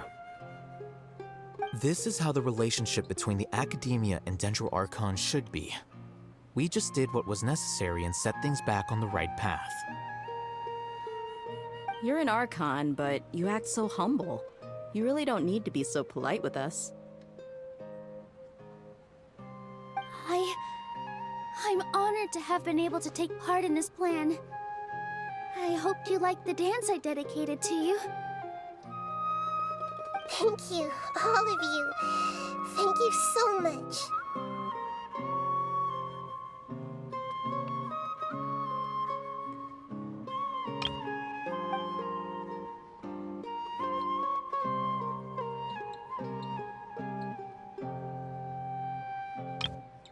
Yeah.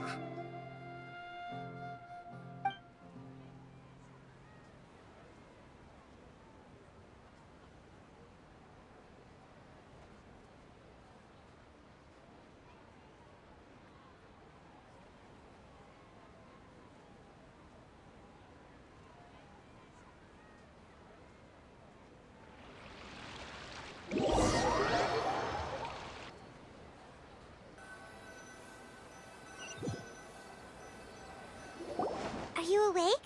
Did you rest well? After Nahida left, you ate a lot of food. You've become a glutton.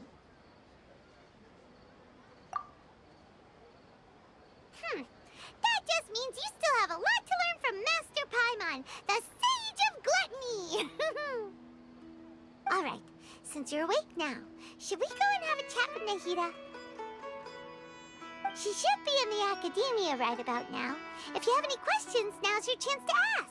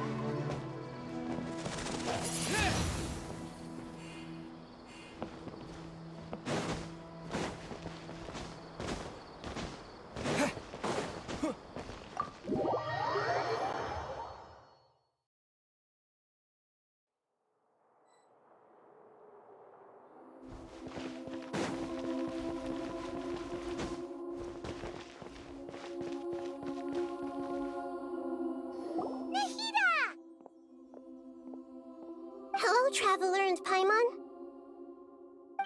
What a fantastic night. I'm still immersed in all the happiness and joy, like a candle floating on water. So are we, and that's why we're here to talk with you. Is there anything you want to know?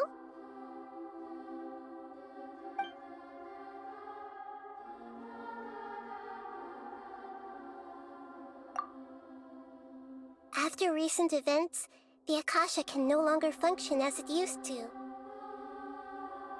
I've given it some thought, and have decided to shut it down permanently. But this is definitely not a bad thing. Even from the beginning, I've been planning to shut it down. The Akasha's centralized administration of knowledge has always restrained people's curiosity and curtailed the number of paths available to them. I don't think this is good for Sumeru. Although people may initially feel a little uncomfortable with the loss of the Akasha, they will soon understand that this life is more suitable for them.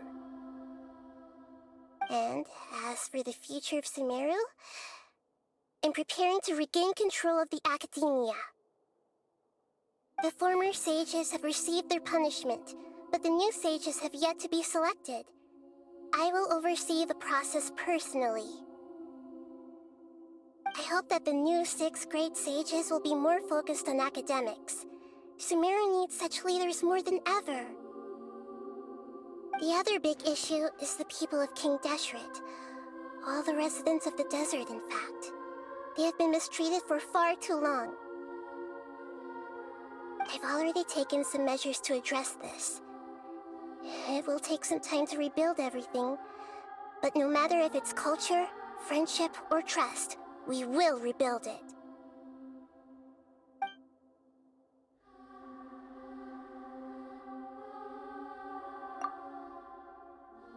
You mean, what happened after the doctor put you to sleep? You guessed correctly. The top-ranked Fatui Harbingers, up to number 3, possess power comparable to that of gods. I was no match for him in that kind of situation. However, in spite of the bad situation, I still managed to make a fair deal with the doctor. I'm sure you remember the entity that changed your fate, the Heavenly Principles. In fact, the Heavenly Principles has been quiet since the Conria disaster 500 years ago. I used this point as leverage against the doctor. I told him that the Heavenly Principles may be awakened if I destroy the Gnosis. Although it's just a bluff, he still fell for it. I assumed that the Heavenly Principles wouldn't just stand by and let such extensive damage to its laws take place. And as for what I exchanged for the Gnosis, the exchange served as both punishment for the doctor, as well as a boon of new knowledge that I couldn't refuse as the God of Wisdom.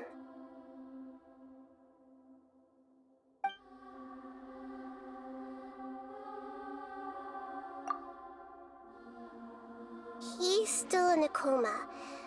I've hidden him like how one would hide a feather. I know you have many misgivings about him, but as someone who had become a god, he has retained a number of very useful features. Don't worry, I'll keep an eye on him and make sure he doesn't do any evil. In addition, there are still some mysteries left in him. Some things may be very clear from my perspective, but he is still yet to understand them himself. His future will be determined by fate.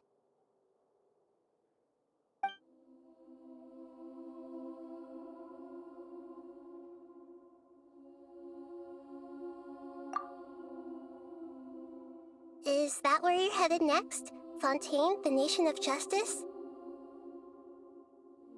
As far as I know, that nation operates in a judicial system. Does their Archon personally judge people? No, there's a Chief Justice in Fontaine. Generally speaking, the Hydra Archon, Focalor, won't preside over individual trials. However, even then, Focalor will still make herself present at just about every trial. It seems that she just likes to immerse herself in that sort of atmosphere. As Archon, she still reserves the right to influence the final verdict. Anyway, let's just say she's got, a very unique personality.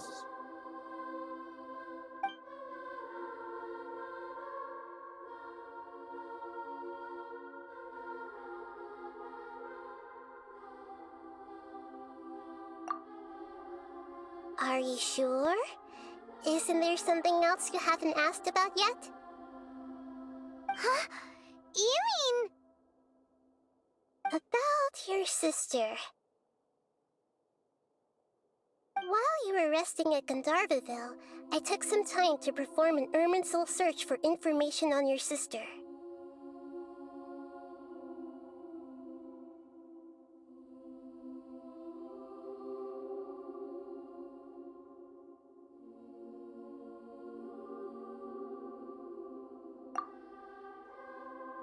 Yeah, Isn't Irminsul a repository for all the information and memories of Teyvat? So there shouldn't be anything on him or his sister. This is true in your case. Irminsul indeed does not have any information on you. However, there must be something different about your sister, because as it turns out, the world has recorded information on her after all. What? There is only one possible explanation. She belongs to this world.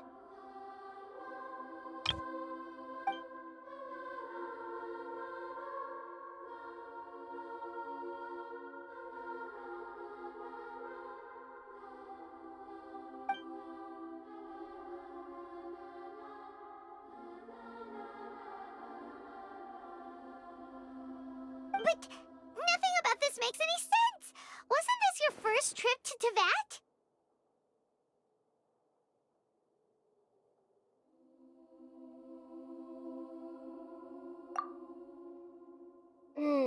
According to the records I was able to access, your sibling suddenly appeared in Conria. After the Conria disaster, she began her journey through the 7 nations of Teyvat. But just as her journey was about to reach its conclusion, the Irminsul records on her suddenly become fuzzy. What do you mean, fuzzy? Did something happen to her? All I know for sure is that somebody, for reasons only they can know, is deliberately obfuscating her fate. And whoever it is, if they can do that, who knows what else they're capable of. But even that wouldn't explain how she somehow comes from this world. Something else I noticed was that according to these records, the Fatui have not classified your sibling as one of the Descenders. What's a Descender? Paimon's never heard of it.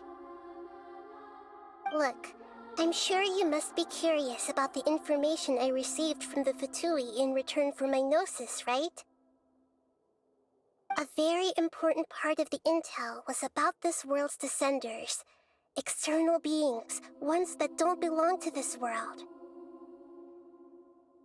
Traveler, you are Teyvat's 4th Descender. Huh? So the Fatui count 3 other Descenders before the Traveler, and his sister isn't even one of them? That's right. My current hypothesis is that the first Descender was likely what we now call the Heavenly Principles. As for the other Descenders, I still need to verify their existence. It could take me some time. Paimon's head's about to burst from all this crazy new information. And yet, even knowing all this, I'm sure you must still have a lot of unanswered questions. I must say, I truly regret that I can't help you more as the God of Wisdom. There are many questions in my heart as well. I will need some time to go through each one of them.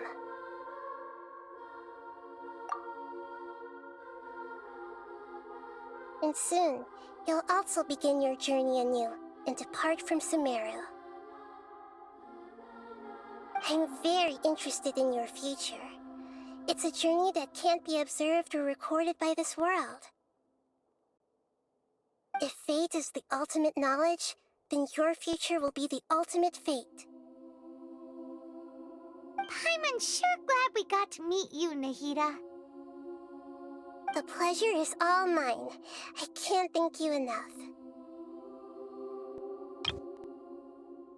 Alright, that's enough talk for today. If you ever miss me, just close your eyes, and maybe I'll appear in your dreams.